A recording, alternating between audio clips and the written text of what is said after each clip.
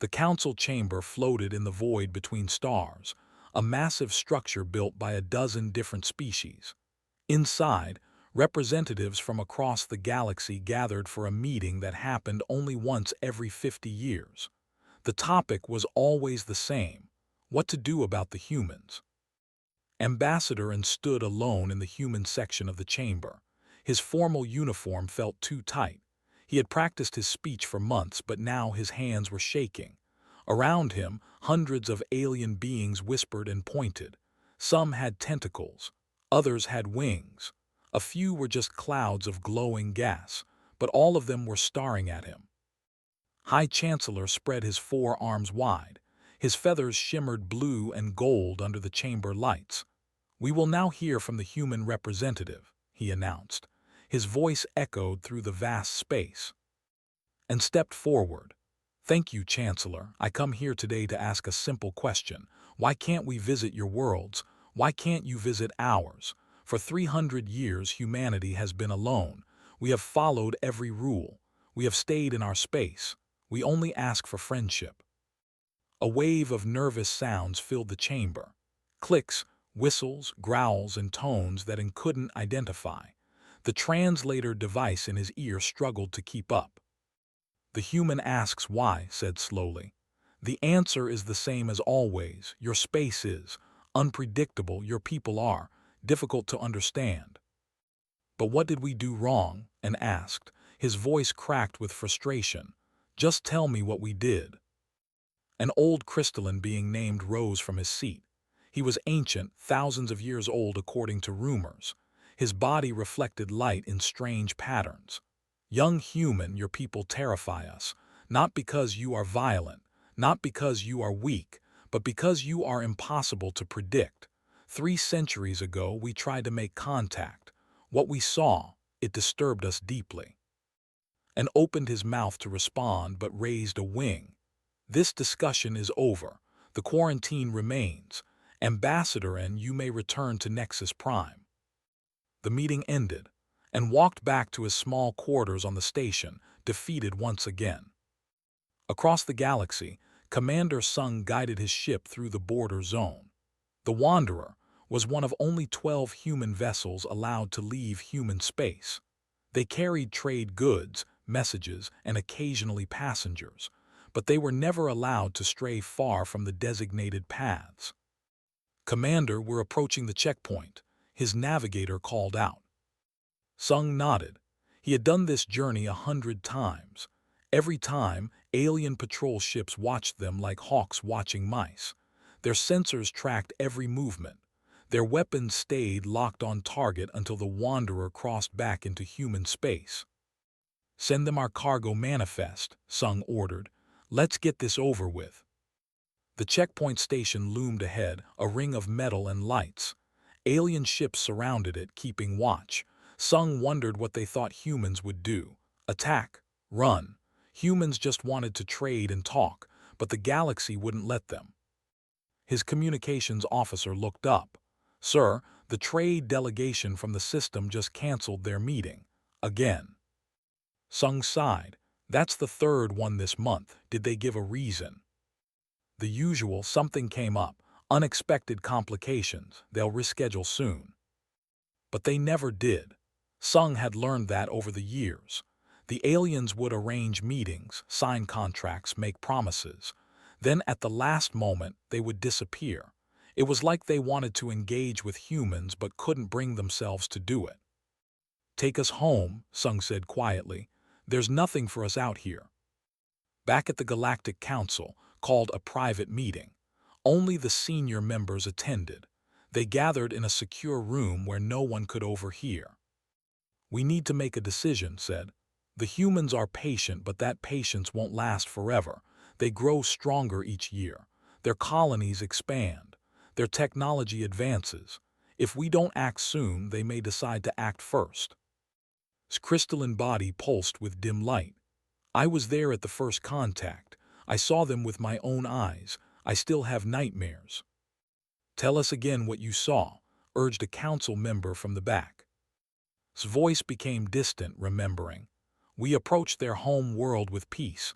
We sent our best diplomats. The humans welcomed us to their capital city. Everything seemed normal at first. Then we saw the truth." He paused, and the room waited in silence. "They kept other living creatures in their homes, trapped them, fed them, but for no purpose we could understand. These creatures had no use. They weren't food. They weren't workers. The humans just kept them. They called them pets. We watched as humans touched these creatures, spoke to them, cared for them. It made no sense." Another council member spoke up. "We've all seen the reports. Humans form emotional attachments to non-humans. They cry over fictional stories. They play games that serve no survival function. They create art for no practical reason. Everything about them violates the basic rules of sentient life." "Perhaps that's why they're dangerous," suggested. "They don't follow the rules. They can't be predicted. They might do anything." Shook his head, sending light dancing across the walls. "No, that's not quite right. They're dangerous because we don't understand them, and what we don't understand we fear." The meeting continued for hours. They reviewed every piece of intelligence gathered on humanity over 3 centuries. They looked at intercepted communications. They studied human ships from a distance. They analyzed their colony patterns and trade routes. But nothing made sense. The humans seemed normal in some ways. They built cities. They raised families. They worked and rested. But in other ways they were completely alien. They did things no other species would dream of doing. As the meeting ended, made a decision. "We will send a spy mission, a team of observers. They will watch the humans more closely than ever before. They will not make contact. They will not enter human space. But they will find out the truth. We need to know if humans are truly a threat or if we've been wrong all these years." The council agreed. Within a week, the spy mission would begin. On Nexus Prime and sat in his empty office. Through the window he could see ships coming and going. Alien ships. They docked at the station, traded, talked, laughed, and left. But none of them ever came to the human sector. He pulled up a communication from Earth. It was from his sister. She was asking when he would visit home. She didn't understand why he stayed at this lonely post, trying to convince aliens who wouldn't listen. And wrote back slowly, "Someone has to keep trying. Someone has to show them we're not monsters." He sent the message and turned back to his empty office. Tomorrow he would try again. And the day after that. And the day after that, because that's what humans did. They didn't give up. They kept hopping. They kept reaching out. Even when no one reached back. The galaxy watched human space from a distance, afraid of what they might find if they looked closer. And the humans watched back, wondering why they were alone in a universe full of life. Neither side knew that everything they believed was wrong. The observation post hung in the darkness beyond human space, hidden behind a small moon. Inside, Spy Master studied the monitors with his 3 primary eyes while his smaller eyes watched for danger. His team had been here for 2 weeks, watching a human colony world called New. "Reports ordered." His technical officer, an insect-like being named, clicked his mandibles nervously. "Sir, the readings still make no sense. The humans are emitting strange energy patterns.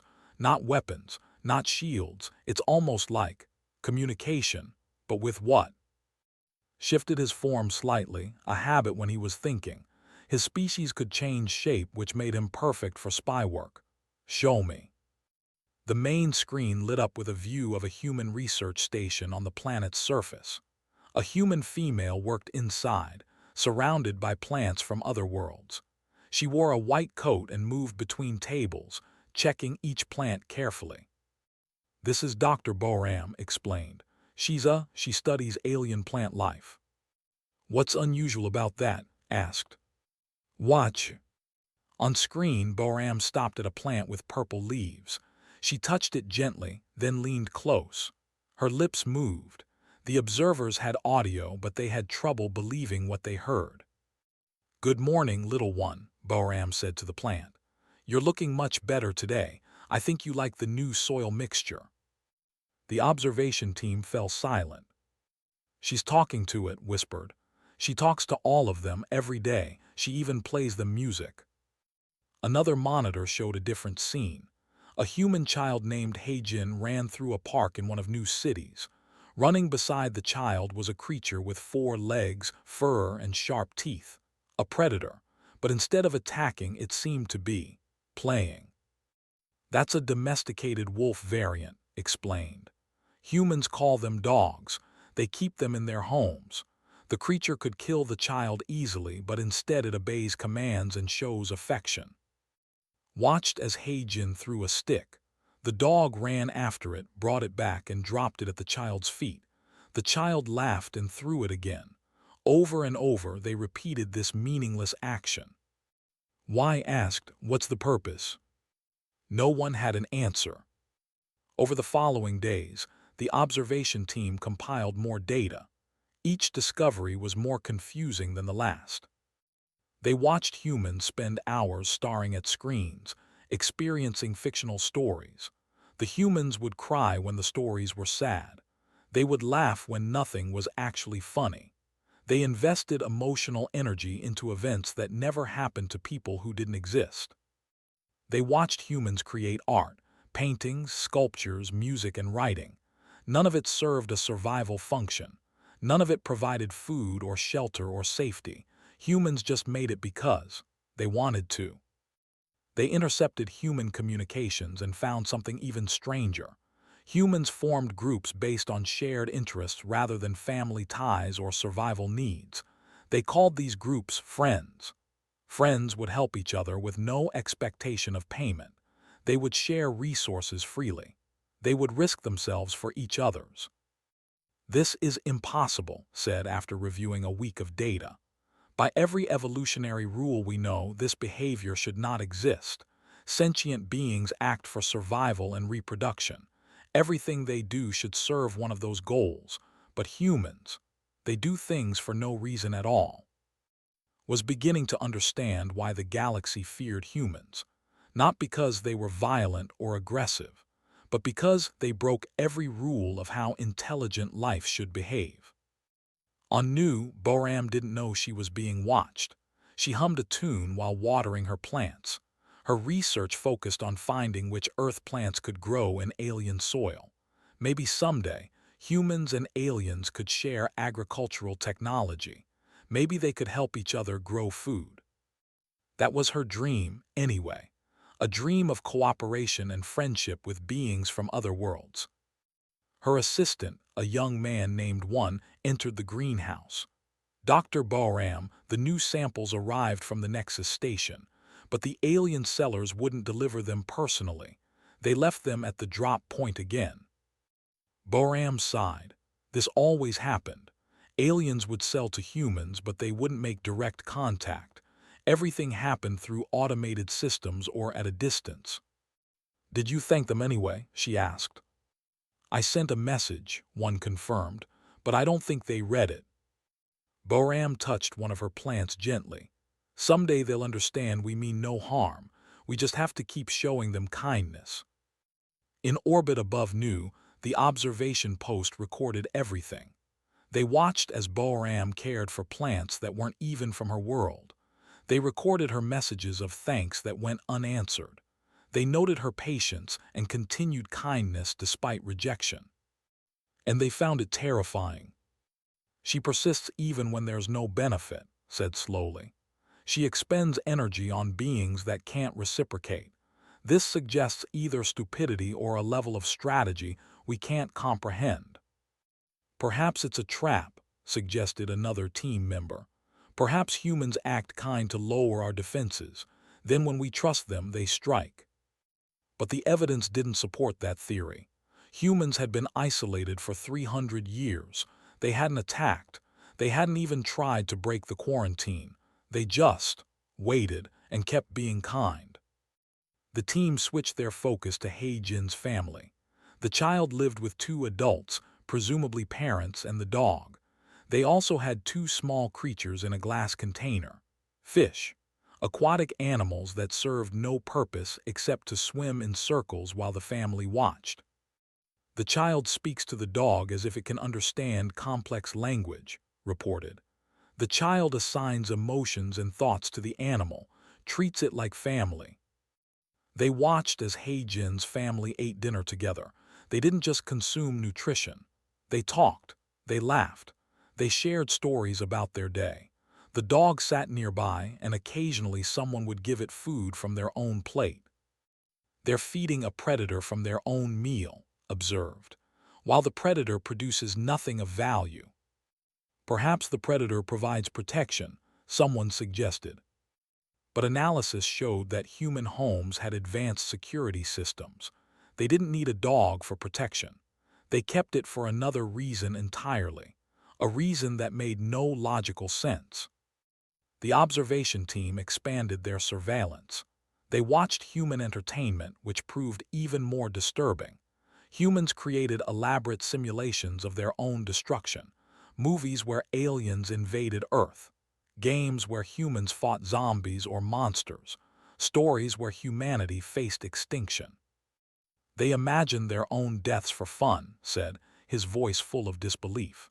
They create scenarios where everything they love is destroyed, then they consume these scenarios willingly.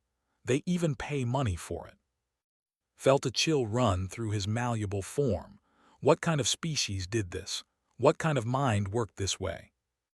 They intercepted a communication between two humans who had never met in person.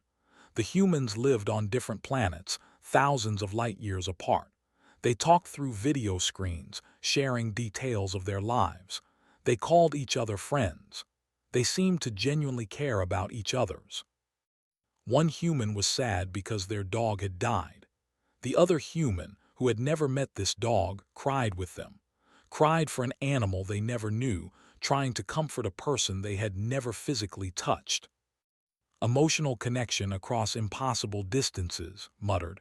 No evolutionary benefit, no practical purpose, just feeling. The observation post compiled 3 weeks of data. Every day brought new examples of impossible human behavior. They watched humans volunteer at shelters, caring for abandoned animals. They watched humans donate money to strangers in need. They watched humans create music, write poetry, paint pictures, and build gardens purely for aesthetic pleasure. They watched humans cry at movies, laugh at jokes, play games with no winners, and hug each other for comfort. And through it all, the observation team grew more confused and more frightened. We need to report this to the council, finally said. But I don't know how to explain what we've seen. The humans are either playing the longest game of strategy in galactic history, or they're insane by any rational standard. There's a third option, said quietly. Maybe they're not like us at all. Maybe they operate on completely different principles, principles we can't understand. Considered this. It was the most frightening possibility of all. If humans truly thought in ways the galaxy couldn't comprehend, then they were unpredictable. Unpredictable meant dangerous. Compile everything, ordered. Every image, every recording, every data point. The council needs to see this. On Nu, Boram finished her work for the day. She spoke goodnight to her plants, turned off the lights, and went home. She didn't know that dozens of alien eyes watched her every move. She didn't know that everything she did was being analyzed and feared. She just knew that tomorrow she would come back and care for her plants again, because that's what you did when you loved something. You took care of it, even if it couldn't thank you. Even if no one was watching. Even if it served no purpose beyond making the world a little more beautiful. The Galactic Council chamber was darker than usual. They were reviewing classified intelligence, information too disturbing for public viewing. Every senior council member had gathered, their faces showing worry and confusion. Activated the central display. Members of the council, what you are about to see comes from 3 weeks of close observation. Our spy team has provided us with more information about humans than we've gathered in the past century. I warn you, it's unsettling. The first video played, Boram talking to her plants. The council watched in silence. She speaks to non-sentient organisms, explained. She assigns them feelings and awareness they don't possess. This behavior appears throughout human society. They anthropomorphize everything around them. Perhaps it's a religious practice, suggested a council member. We considered that, replied. But analysis shows it's not religious, they just do it. Watch this next clip.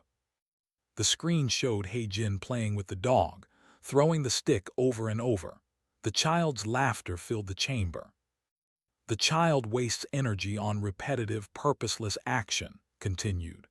The predator animal could kill the child, but instead it participates in this bizarre ritual. We've observed thousands of humans doing similar things. They call it playing. It serves no survival function. Its crystalline body pulsed with dark colors. I tried to warn you. This is what I saw 300 years ago. Humans behave in ways that make no evolutionary sense. It's disturbing. The presentation continued. Video after video of humans doing impossible things, crying at fictional stories, forming friendships with strangers, caring for animals that provided no benefit, creating art for no reason, laughing without threat stimulus, hugging for emotional comfort. A council member from the collective spoke up. I don't understand the purpose of this art they create. Our species makes tools, structures, things that serve functions, but humans make pictures, sounds, written words that describe events that never happened. Exactly, confirmed. And they invest enormous resources into it. Entire buildings dedicated to displaying paintings. Massive stadiums where thousands gather to hear organized sound patterns they call music. Billions of currency units spent on stories that aren't real. The council murmured in confusion. Captain Dong didn't know his military exercises were being watched from space. He commanded the defense fleet for Nu, and today was a routine training day. His ships moved through formation patterns, testing their coordination and response times. Blue Squadron, execute pattern Delta 7, he ordered. The ships moved smoothly through space, each pilot knowing exactly what to do. They had practiced these maneuvers hundreds of times, not because they expected war, but because preparation gave them peace of mind. After the exercise, Dong gathered his pilots for a review session. Good work, everyone. Lieutenant Mi, your response time improved by 2 seconds. Ensign Min, watch your positioning in tight formations. The pilots listened, taking notes. Then Dong smiled. All right, that's enough serious talk. Who wants to grab dinner at Jin's place? I heard they have real Earth beef this week. The pilots cheered. They headed off together, laughing and talking about things that had nothing to do with military service. Their families, their hobbies, a movie one of them had watched, plans for a vacation. In orbit, the observation post recorded everything with growing alarm. Look at this, told his team. The humans just conducted war games, practiced attack formations, but then immediately afterward they socialized, showed no signs of aggression or stress. They transitioned from warfare preparation to casual friendship in seconds. Perhaps they hide their true intentions well, suggested. Or perhaps they think about war and peace differently than we do, replied, which makes them unpredictable. Back on Earth, Professor Jin sat in an archive basement, searching through old files. She specialized in first contact history, trying to understand what went wrong 3 centuries ago. The official records were frustratingly incomplete. Computer, show me all files from 2198, she requested. Dozens of documents appeared on her screen. She read through them carefully. There were reports of initial contact, descriptions of the alien visitors, photos of the diplomatic meeting, but then everything went blank. The aliens left suddenly, all communication stopped, and humanity found itself isolated. What happened? Jin muttered to herself. What did we do? She pulled up personnel files from that era. The human diplomats involved were long dead now, but she found their personal journals, digitized and preserved. She started reading. One diplomat wrote, "The delegation seemed disturbed when they visited a park. Children were playing with dogs. They asked why we kept dangerous animals near our young. We explained that dogs are friendly, that we love them. The leader became very quiet after that." Another entry. "During the state dinner I made a joke. Everyone laughed, but the aliens looked frightened. Their translator asked us to explain laughter. We tried, but I don't think they understood. They left the dinner early." Jin leaned back in her chair. Slowly, pieces started falling into place. The aliens weren't afraid of human weapons or technology. They were afraid of something else, something fundamental about human nature. But what? At the Galactic Council, the presentation reached its most disturbing section. Displayed a compilation of human entertainment media. "This is what humans watch for pleasure," he announced. The screen showed clips from movies, alien invasions, zombie apocalypses, nuclear war, asteroid impacts, disease outbreaks, natural disasters, one scenario after another of human civilization being destroyed. "They simulate their own extinction," said, "repeatedly, constantly. They create detailed, realistic scenarios where everything they love is annihilated. Then they consume these scenarios voluntarily. They find them entertaining." The council sat in stunned silence. "There's more," continued. "They also create simulations where they are the aggressors. Watch this." The screen showed clips from video games.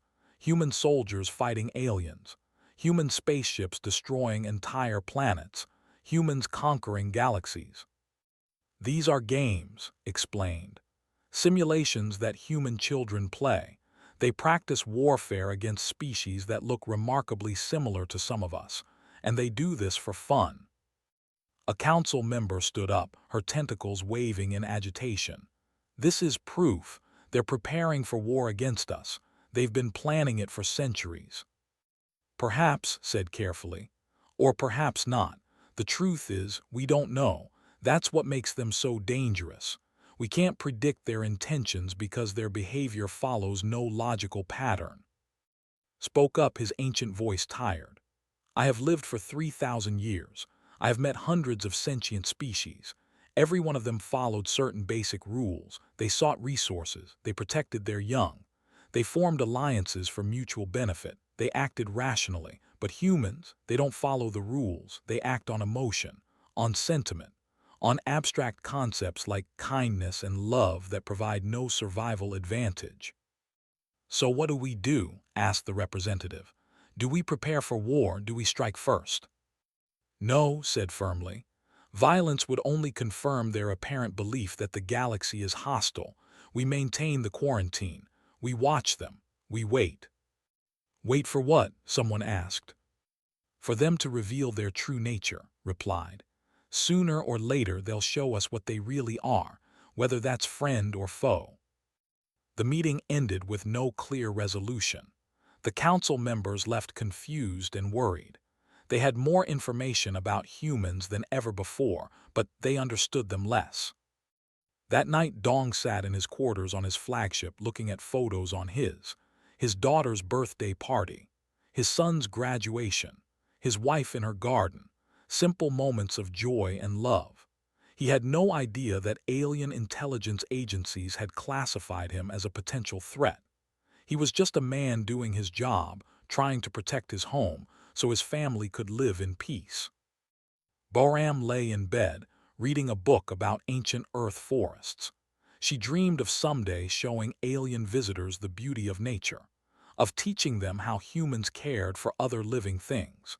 She didn't know that her daily conversations with plants had been marked as evidence of psychological instability. Jin stayed late in the archive, still reading old journals. She was getting close to understanding what happened.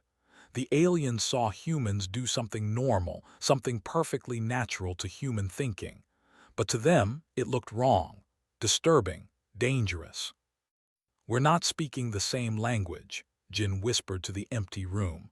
"Not just words. We're not speaking the same emotional language. They don't understand us because they've never met anyone like us before. She started writing her own report, hoping someone might listen, hoping she could bridge the gap before it was too late. On Nexus Prime, and received a coded message from Earth.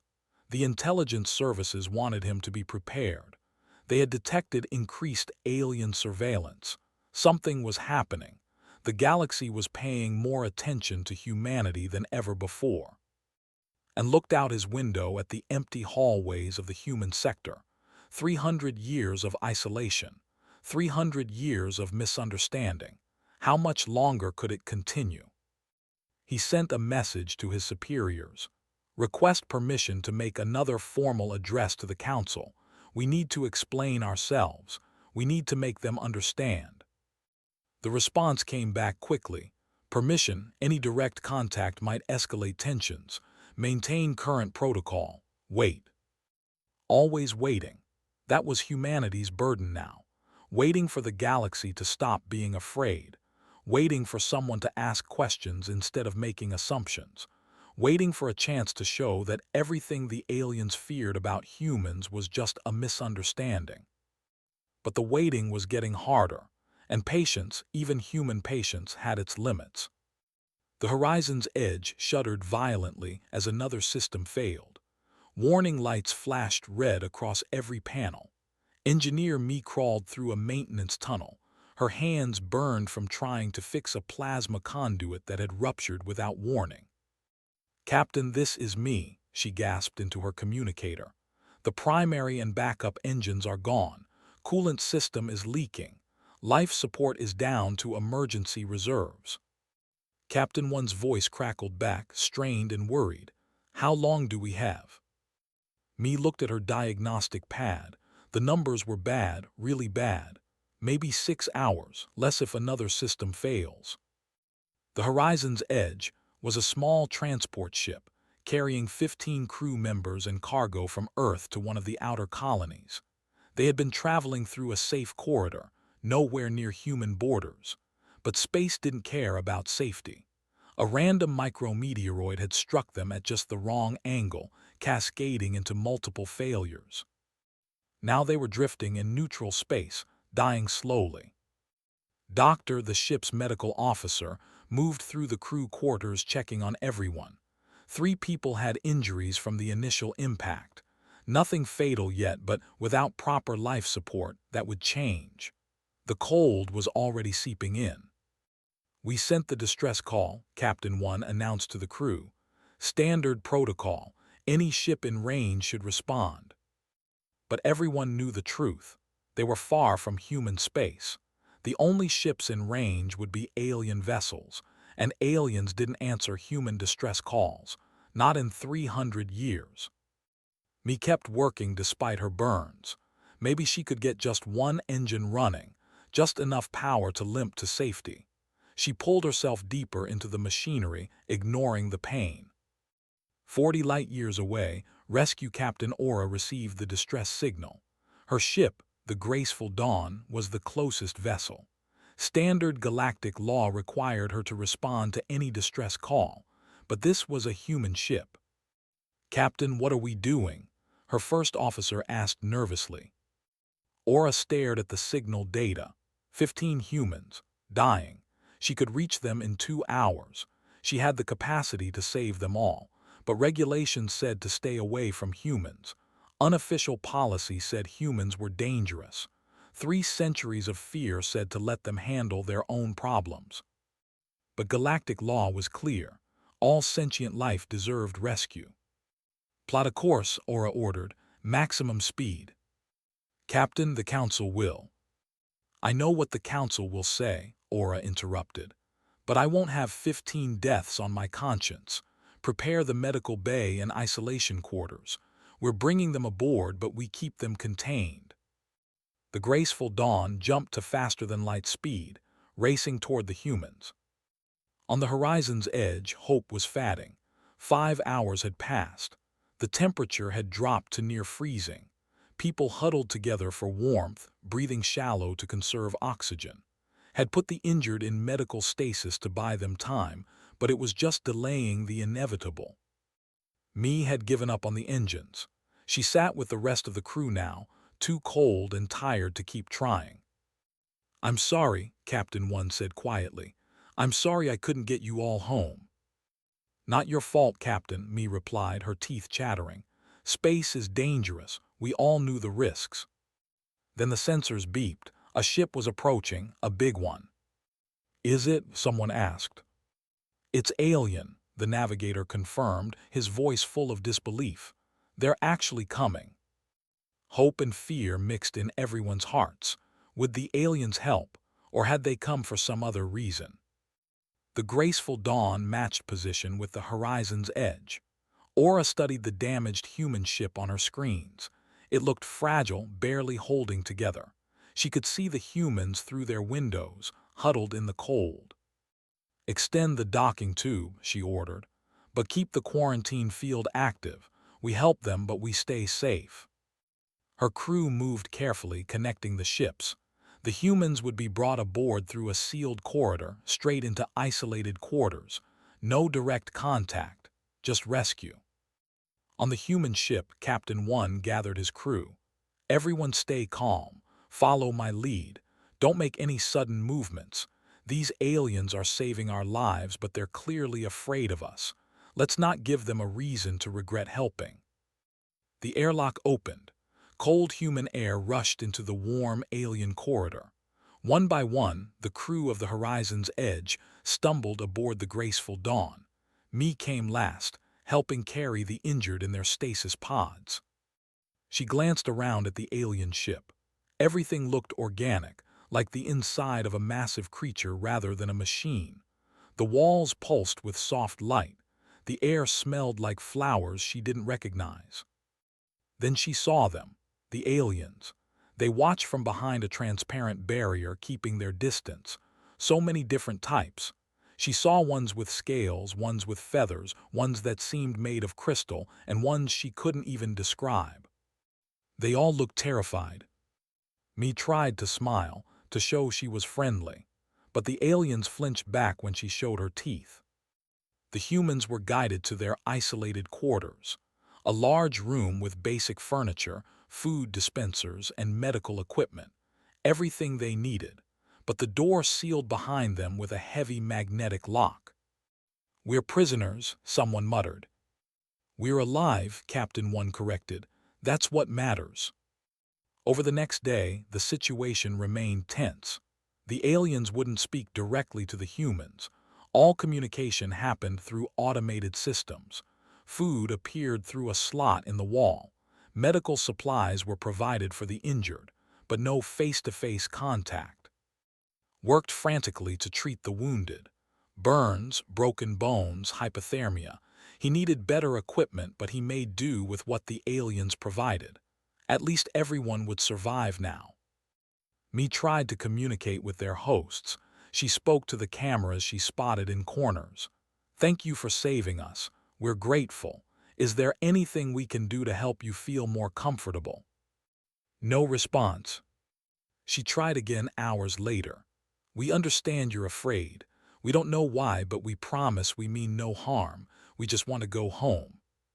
Still nothing. The stress was getting to everyone. They were alive but trapped, rescued but imprisoned. The aliens had saved them, then locked them away like dangerous criminals. On the third day, something happened. One of the injured crew members, a young woman named Minna, started crying. The pain medication was wearing off, and her broken leg hurt terribly. Was preparing more medicine, but Minna couldn't hold back her tears. Through their monitoring systems, the aliens watched this with confusion and alarm. The human was leaking water from her eyes. Was this some kind of defense mechanism? A biological attack? A sign of imminent violence? Aura studied the crying human carefully, but as she watched, something unexpected happened. Another human, Me, came over and hugged Minna gently. She spoke soft words, wiped away the tears, and held her hand until the pain medicine took effect. "What are they doing?" Aura's medical officer asked. "I don't know," Aura admitted. The injured one released fluid from her eyes, the other one comforted her, made physical contact for no medical reason. They continued watching. Captain 1 brought Minna a blanket. Another crew member told her a funny story, making her laugh through her pain. Administered the medicine with gentle hands, speaking quietly to reassure her. The aliens watched humans caring for each other, not because they had to, not because it served a purpose, but because one of them was suffering and the others instinctively moved to ease that suffering. "It's like the dog and the child," voice came through on a secure channel. He had been monitoring the situation from his observation post. "They form bonds with each other just like they do with other species. They respond to distress with comfort rather than abandonment." Aura realized something. The eye leaking. It's not an attack, it's an emotional release. Crying, confirmed. "We found references in their literature. Humans leak water from their eyes when they feel strong emotions. Sadness, pain, sometimes even joy. It's a natural biological response." This was groundbreaking. Humans had biological responses to emotion that were visible and external. They literally couldn't hide what they felt. Later that day, Mi approached the barrier where she knew aliens watched. She made a decision. She would try one more time to communicate, to make them understand. "I know you're watching," she said clearly. "I know you're afraid of us, though I don't understand why. So I want to explain something about humans. We feel things deeply. When one of us hurts, we all hurt. When one of us is happy, we all feel joy. We form connections with each other and with other living things because we need those connections. They make life worth living." She paused, organizing her thoughts. "We keep pets not because they're useful, but because we love them. We create art not because it serves a purpose, but because it makes us feel something beautiful. We help strangers because seeing suffering hurts us, and easing that suffering brings us peace. We're not trying to be strategic or manipulative. We're just being human." Me stepped back. "Thank you again for saving us. Whatever you think about humanity, you did a good thing today. You saved 15 lives. That matters." Behind the barrier, Aura stood frozen. She had heard every word. And for the first time in 300 years of galactic fear, she started to wonder if maybe everyone had been wrong about humans. Maybe they weren't dangerous. Maybe they were just different. Maybe the thing that made them impossible to predict was the very thing that made them extraordinary. Emotions, empathy, the ability to care about others not because of strategy or benefit, but simply because caring was part of their nature. Aura made a decision. She opened a direct communication channel for the first time. "Human me," she said carefully. "This is Captain Aura of the Graceful Dawn. We will take you safely to the nearest human station, and I think we need to talk." The conference room on the Graceful Dawn was a compromise. Half of it was sealed behind a transparent barrier where the humans sat. The other half held Captain Aura and her senior staff. They could see each other, hear each other, but remained physically separated. For now, Me sat across from Aura, with Captain 1 beside her. This was the first real conversation between humans and aliens in 300 years. "Thank you for agreeing to speak with us," Me began.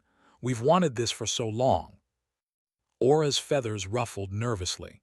"Before we continue, I need to understand something. When your crew member leaked fluid from her eyes and you comforted her, that's normal for humans." "Crying?" Me asked. "Yes, very normal. It's how we release emotional pain. When something hurts us emotionally, we cry. It helps us feel better." "Emotional pain," Aura repeated slowly. "Pain that isn't physical." "Yes, sadness, grief, frustration, even sometimes happiness can make us cry." Aura exchanged glances with her crew. This confirmed what they suspected but didn't understand. And the physical contact, the hugging. "It's comfort," one explained. "When someone we care about is in pain, we want to ease it. Physical touch reminds them they're not alone, that someone cares. You care about crew members who aren't family." Of course, me said, confused by the question. They're our friends, we work together, we live together, we care about each other. The aliens fell silent. This was harder for them to comprehend than they expected.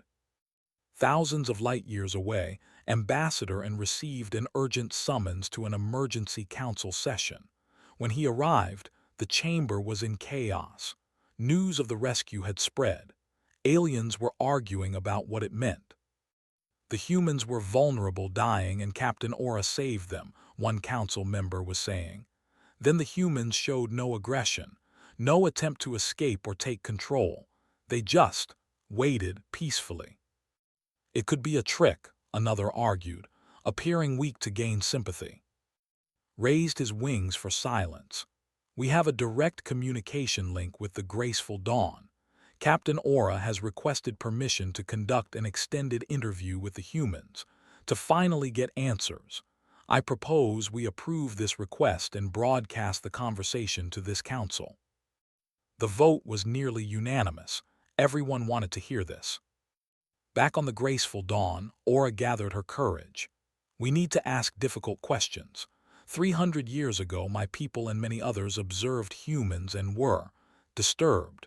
We've maintained distance ever since, but we never asked you directly why you do what you do. We'll answer anything, one promised. The animals you keep in your homes, Aura started. The ones you call pets. You trap predators and keep them confined. You control their breeding, their diet, their entire lives. Why? Me smiled gently. We don't think of it as trapping. We form partnerships with animals. We give them food, shelter, medical care, love. They give us companionship and affection. It's a relationship, not ownership. But what's the benefit, Aura pressed? What do you gain? Happiness, me said simply. Coming home to a dog who's excited to see you makes you feel loved. Petting a cat relaxes you after a stressful day. They're family members. Family, Aura repeated, but they're not your species. Family isn't just about biology for humans, one explained. Family is who you love and who loves you back. In the Galactic Council chamber, this explanation was met with stunned silence, and watched the alien faces around him trying to process this information. On the graceful dawn, Aura continued her questions. The art, the music, the stories you create, what purpose do they serve? They help us understand our emotions, me answered. A sad song helps us process grief. A painting can capture beauty we want to remember. A story lets us explore ideas and feelings in a safe way. But it's not real, an alien crew member pointed out. The stories are fiction. The people in them don't exist. That doesn't matter, me said. What matters is how they make us feel. Stories teach us empathy. They let us experience lives different from our own. They connect us to each other through shared emotions. Aura pulled up footage from the observation post. We watched you play games, simulations of violence and destruction, children fighting aliens in virtual worlds, humans practicing warfare for entertainment. Explain this. One winced. I can see how that looks bad, but those are just games, fantasy, a way to experience excitement safely. We know the difference between a game and reality. No human actually wants to fight aliens. We want to be friends with you. Then why practice fighting us? We don't think of game enemies as you, me tried to explain.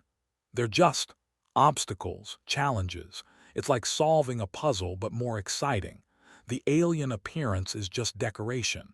It doesn't mean we see real aliens as enemies.